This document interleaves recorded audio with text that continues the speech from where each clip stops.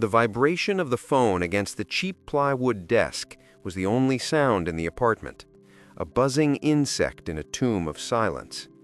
It was 3:17 a.m. on a Tuesday, the hour when dreams usually go to die, strangled by the cold grip of reality. Leo stared at the screen. It wasn't an alarm. It was a notification from his bank app. Insufficient funds. He had $14 to his name, a mountain of debt that looked like Everest from the bottom, and a business idea that everyone, including his own father, had called cute. If you have ever stood on the precipice of total ruin, staring down into the abyss while holding nothing but a matchstick of hope, you know exactly how Leo felt. He wasn't just broke, he was broken. But in that crushing silence, where most people would fold their cards and walk away from the table, Leo did something that separates the statistics from the legends. He didn't panic.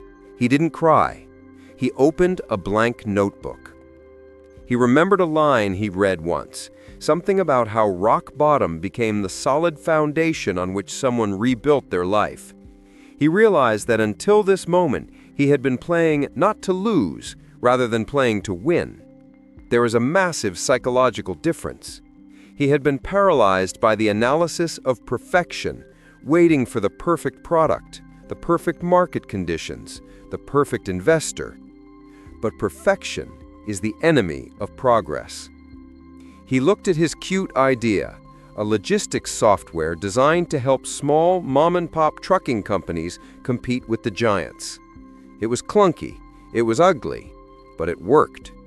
He decided right then to stop trying to build a Ferrari in a garage and just build a skateboard that moved.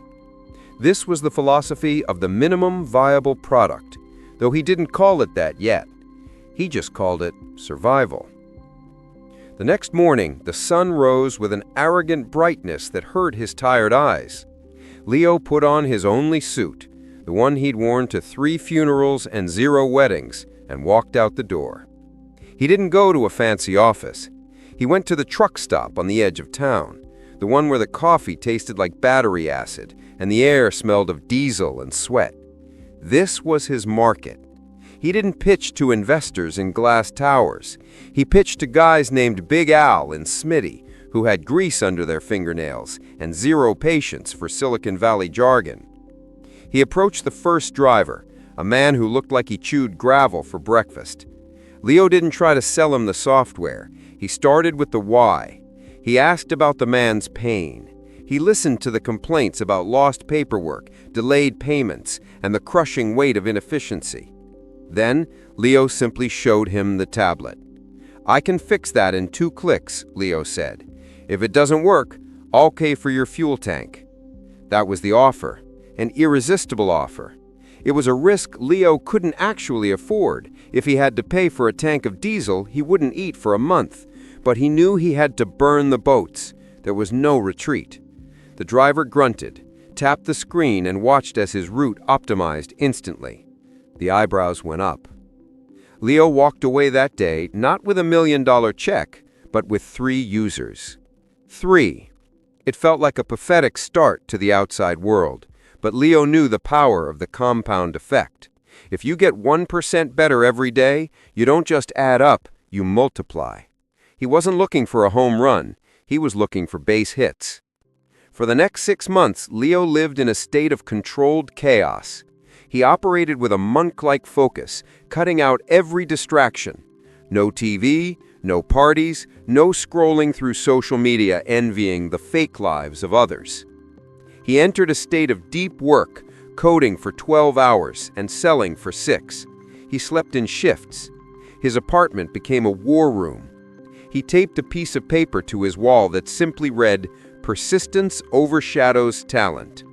He knew he wasn't the smartest guy in the room. He wasn't the best coder, but he possessed a grit that was terrifying.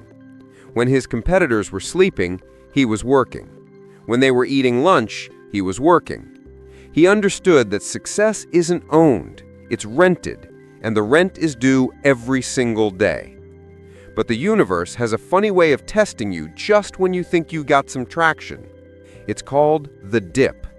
It's that long, grueling slog between the initial excitement and the actual success, where the novelty wears off and the hard work begins.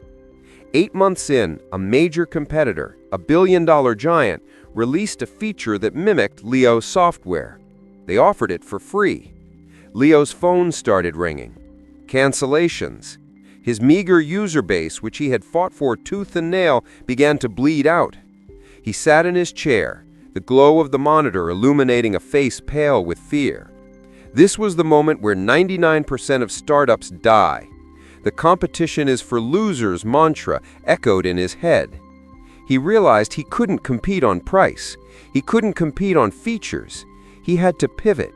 He had to find a blue ocean, a market space where the competition was irrelevant. He looked at the data. The giant treated the drivers like numbers. They offered software, but they didn't offer humanity. Leo realized his product wasn't just code, it was a community. He pivoted the entire brand overnight.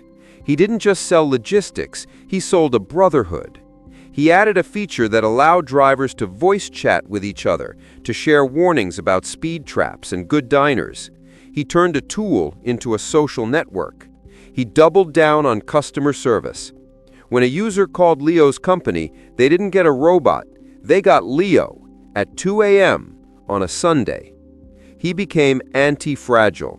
The stress didn't break him, it made him stronger. The users came back, and they brought friends. The network effect kicked in. The value of the product increased with every new user. By year 2, the cute idea was generating 7 figures in revenue. But Leo didn't buy a Lamborghini. He knew the trap of lifestyle creep. He poured every cent back into the business, reinvesting in his greatest asset, his people. He hired slow and fired fast, protecting the company culture like a fortress. He read about level 5 leadership, leaders who are humble but possess an indomitable will. He stopped being the guy who did everything and started being the guy who empowered others to do everything. He learned that if you want to go fast, go alone. If you want to go far, go together. Then came the offer. The same giant competitor that tried to crush him offered to buy him out for $50 million. The contract sat on his desk, heavy with zeros. It was walk-away money. He could retire to an island, drink margaritas, and never look at a line of code again. His friends told him to take it. His family told him to take it. But Leo looked at the contract and then he looked at his team, the ragtag group of misfits and dreamers he had assembled. He thought about the drivers who relied on them. He realized that money is a byproduct of value, not the goal itself. He was playing an infinite game, where the objective isn't to win a quarter, but to stay in the game as long as possible. He realized he hadn't built a company to sell it, he had built it to change an industry. He tore the contract up. It was a move that was either insanity or genius. The next 3 years were a blur of scaling, breaking things, fixing them, and scaling again. There were lawsuits, there were betrayals, there were moments when the stress was so physical it felt like a heart attack. But Leo had mastered his psychology. He understood that the obstacle is the way. Every problem was just a puzzle waiting for a solution. He stopped reacting emotionally to bad news and started responding with stoic logic. He learned to detach his ego from the outcome. 5 years from that rainy Tuesday morning, Leo walked onto the stage of the New York Stock Exchange. The bell was waiting. He wasn't wearing the funeral suit anymore. He looked out at the crowd of traders, cameras, and his team standing on the balcony. He thought about the $14 in his bank account. He thought about the truck stop coffee. He realized that the overnight success is a myth. It is just the tip of an iceberg made of failures, rejections, and relentless, agonizing consistency. He rang the bell. The sound was loud, clear, and final. It wasn't just the sound of the market opening. It was the sound of a universe answering a demand that had been backed by unshakable faith and work. Leo's company was now valued at over $1 billion. But as he walked off the floor, dodging reporters shouting questions about his net worth, he did something strange. He didn't go to the champagne party waiting for him. He went to a quiet park bench a few blocks away. He pulled out a notebook, not the same one from 5 years ago, but a new one. He opened it to a blank page, because he knew something the reporters didn't. He knew that the top of one mountain is just the bottom of the next. The journey doesn't end. You don't make it and stop. You evolve or you die. He sat there, a billionaire and a windbreaker, watching the pigeons fight for a crumb of bread, and he felt the same hunger he had felt when he was broke. That was his secret. He never let himself get full. He wrote down 3 words on the fresh paper. What is next?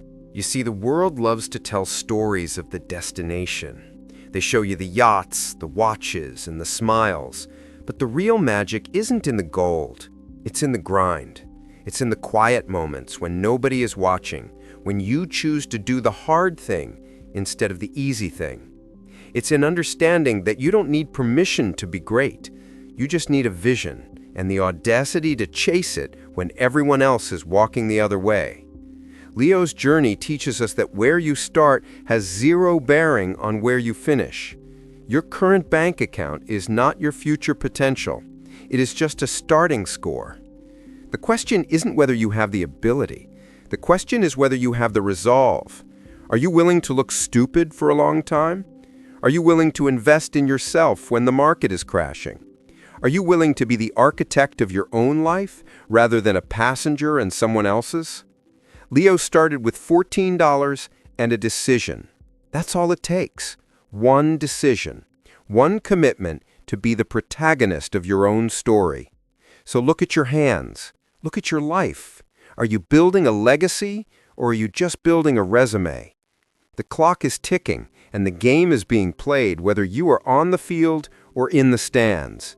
Dream big. Start small, but for God's sake, start.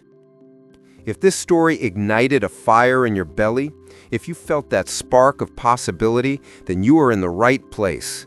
We don't just tell stories here. We build mindsets. We decode the blueprints of the greats so you can build your own empire. Do not let this feeling fade. Action is the bridge between the inner world and the outer world. Subscribe to the Narration House right now. Hit that notification bell so you never miss a dose of reality-shifting wisdom. Join our community of dreamers and doers. Let's write your success story together, one chapter at a time. The next legend could be you.